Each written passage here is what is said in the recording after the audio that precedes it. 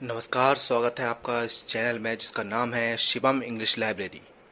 और अगर आपका भी ड्रीम है पीजीटी या टीजीटी क्लियर करने का तो इस चैनल से आपको जुड़े रहना है, क्योंकि आज से हम शुरू करने जा रहे हैं पीजीटी और टीजीटी का सिलेबस।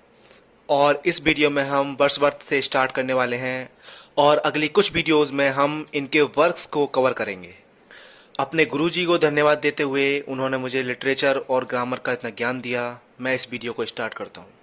तो डियर स्टूडेंट्स, पेन पेपर लेके बैठ जाइए, क्योंकि आज आप एक महान इंसान के बारे में जानने जा रहे हैं जिनका नाम है विलियम वर्ड्सवर्थ। एक बहुत बड़ा नाम। और इतना तो आप सभी को पता होगा कि वर्ड्सवर्थ आपके पीजीटी के सिलेबस को भी कवर करता है और टीजीटी के भी। आइए स्टार्ट करते हैं। विलियम वर्ड्सवर्थ की एक सिस्टर थी जिनका नाम था डोरोथी। अब डोरोथी भी अपने भाई की तरह ही एक पोइटेस थी, पर साथ ही वह एक डायरिस्ट भी थी। डायरी लिखने वाले को डायरिस्ट कहते हैं। डोरोथी ने अपनी डायरीज में वर्ड्सवर्थ के बारे में ऑलमोस्ट सभी कुछ लिख दिया। तो आइए देर न करते हुए डोरोथी की डायरीज के पन्ने पलटते हैं और जानते हैं वर्ड्सवर्थ के बारे में। देखो, एक वर्ड होता है थीस्ट, जिसका मतलब होता है आस्तिक, भगवान को मानने वाला। और एक वर्ड होता है एथीस्ट, जिसका मतलब होता है नास्तिक, भगवान को ना मानने वाला। आप सभी जानते होंगे, कोई बहुत बड़ी बात नहीं है। लेकिन अगर बात करें विलियम वर्ड्सवर्थ की, जो कि एक बहुत बड़ा नाम है, तो ध्यान रखना है कि वह एक पैंथिस्ट थे।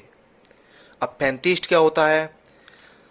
एक पैंथिस्ट का मानना होता है कि नेचर के सभी ऑब्जेक्ट्स में गॉड एग्जिस्ट करते हैं, यानी प्रकृति की सभी वस्तुओं में भगवान होता है, सभी में, जैसे हवा में, नदी में, झरने में, पेड़ों में, पहाड़ों में, सब में, मतलब सब में।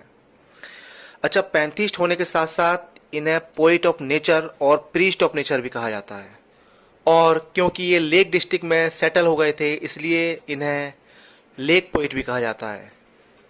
साउदी, कॉलेज और वर्ड्सवर्थ, ये तीनों ही लेक पोइट कहे जाते हैं। तो यहाँ तक आप स्टडी कर चुके हैं कि विलियम वर्ड्सवर्थ की सिस्टर का नाम डोरोथी है और वर्ड्सवर्थ एक पैंथिस्ट थे और इन्हें poet of nature, priest of nature और लेक पोइट भी कहा जाता है।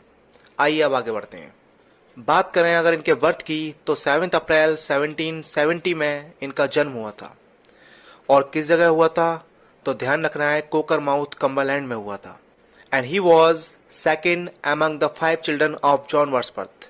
जी हाँ, इनके पिता का नाम था जॉन वर्ड्सवर्थ और अपने पिता के 5 बच्चों में ये दूसरे नंबर के थे। 1776 में जब ये 6 साल के थे, तब इनका एडमिशन कोकरमाउथ ग्रामर स्कूल में करा दिया गया था। और आगे बढ़ते हैं और बात करते हैं 1778 की। तब इनकी माँ एन कुक्सन की डेथ हो गई थी। और 1783 में इनके पिता जॉन वर्ड्सवर्थ की भी डेथ हो गई थी।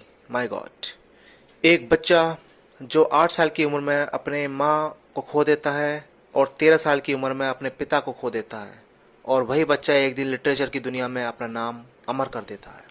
और आइए अब बात करते हैं 1787 की, जब वर्ड्सवर्थ 17 साल के हो गए और डिग्री लेने की चाह में इन्होंने Saint John College, Cambridge University में एडमिशन ले लिया। और 1791 तक उसी कॉलेज में रहकर इन्होंने अपनी बीए की डिग्री हासिल की। 1790 में जब ये 20 साल के हो गए, तब इन्होंने फ्रांस की अपनी पहली विजिट की थी।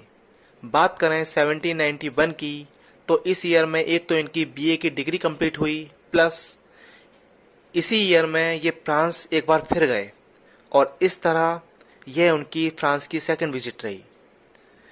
और इस बार इन्हें फ्रांस में एक लड़की से प्यार हो गया जिसका नाम था एनिटी वेलन।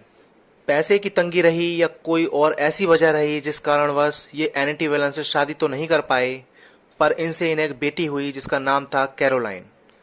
अब ध्यान रखना है कि अगर एग्जाम में आता है कि हु वाज कैरोलाइन, तो ध्यान रखना है Caroline was the daughter of William Wordsworth and annuity Velan. वापस आकर जब ये अपनी बेटी कैरोलाइन को मिस कर रहे थे, तब इन्होंने उसकी याद में एक सोनेट भी लिखी। Sonnet means a poem of 14 lines. Poem का नाम था it's a beauteous evening, calm and free. अपनी बेटी को इमेजिन करते हुए वर्ड्सवर्थ लिखते हैं कि कैरोलाइन 9 साल की हो चुकी है और वह उसका हाथ पकड़कर सी साइड, समुद्र किनारे चल रहे हैं। How emotional, you must feel it. 1793 में इन्होंने अपनी पोएम्स पब्लिश कराई। इनकी 2 बुक पब्लिश हुई जिनके नाम थे एन इवनिंग वॉक और डिस्क्रिप्टिव स्केचेस। इन दोनों ही किताबों में इनकी कई पोएम्स पब्लिश हुई। 1793 और इसी ईयर में विलियम वर्ड्सवर्थ ने टिंटन एवे का अपना फर्स्ट टूर किया और टिंटन एवे का सेकंड टूर 1798 में और 1841 में टिंटन एवे का थर्ड और लास्ट टूर किया। इस तरह ये टिंटन एवे 3 बार गए, 1793, 1798, देन 1841।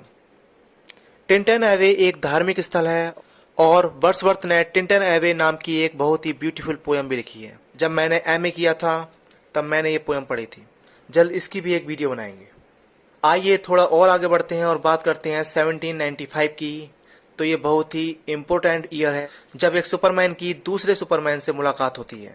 जी हाँ, 1795 में विलियम वर्ड्सवर्थ की मुलाकात होती है एस.टी. कॉलरिज से और जल्द ही इनकी मुलाकात एक गहरी दोस्ती में बदल जाती है और इसी दोस्ती की वजह से रोमांटिक एज का जन्म हुआ। कैसे, आइए देखते हैं। 1798 द मोस्ट इम्पोर्टेंट ईयर। तो यहाँ से शुरुआत होती है रोमांटिक एज की और इसकी वजह बनती है लिरिकल बैलेड्स का पब्लिश होना। जी हाँ, 1798 में लिरिकल बैलेड्स का फर्स्ट एडिशन पब्लिश हुआ जिसमें टोटल 23 पोएम्स थीं।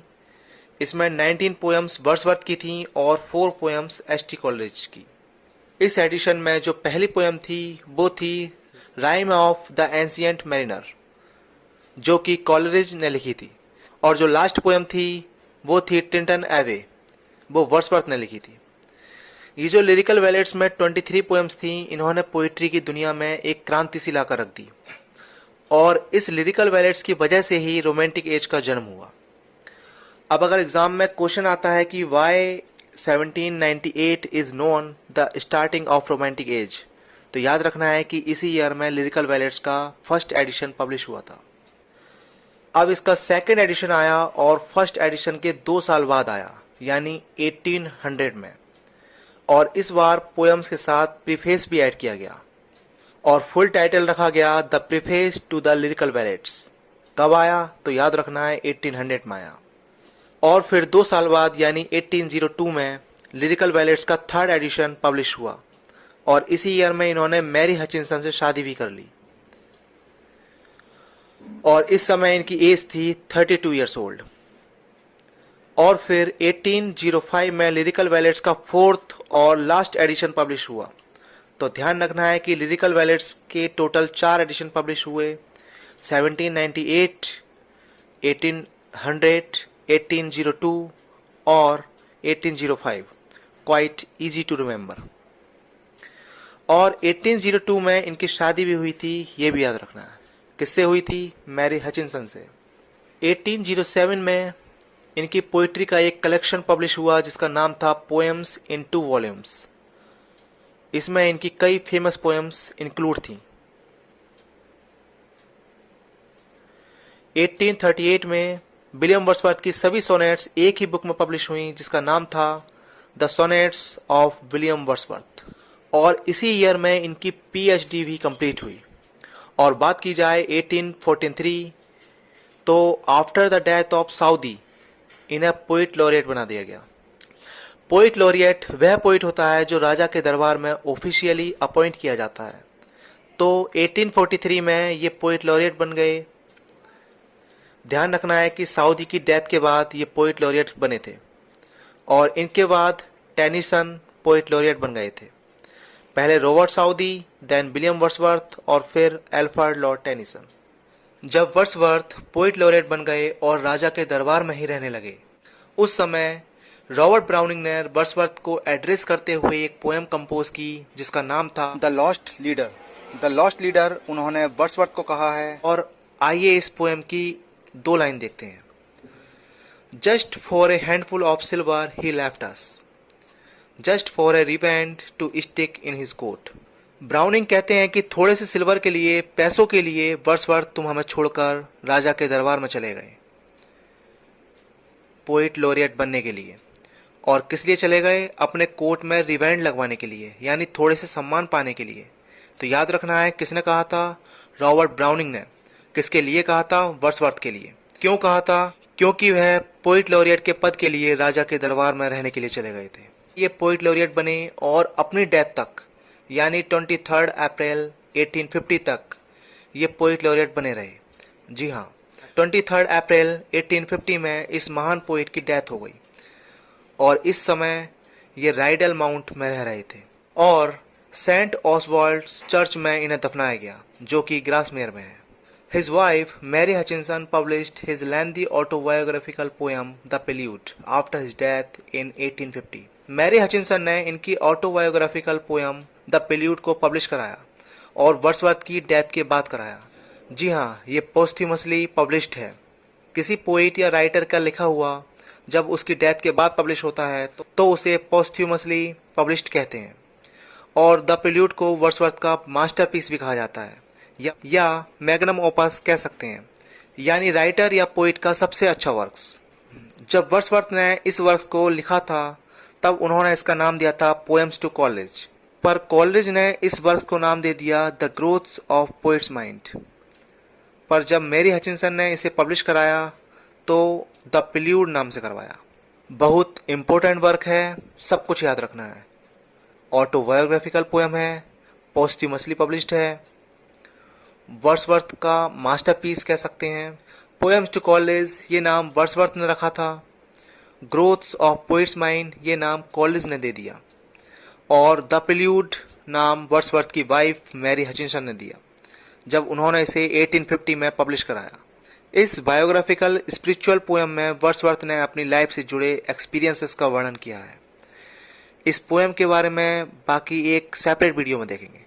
बात करते हैं डोरोथी की, यानी वर्ड्सवर्थ की सिस्टर की। तो इन्होंने वर्ड्सवर्थ के मरने के बाद इनको याद करते हुए एक जर्नल लिखा था जिसका नाम था ग्रासमेयर जर्नल। अच्छा हाँ, एक बात और, वर्ड्सवर्थ के एक भाई जिनका नाम जॉन वर्ड्सवर्थ था, इनकी डेथ शिपरैक से हुई थी। इनके पिता का नाम और भाई का नाम एक ही था, John Wordsworth. It was all about William Wordsworth life.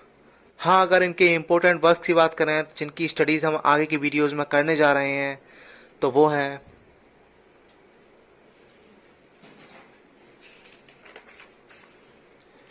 तो यहाँ मैं इस लेक्चर को यहीं समाप्त करता हूँ।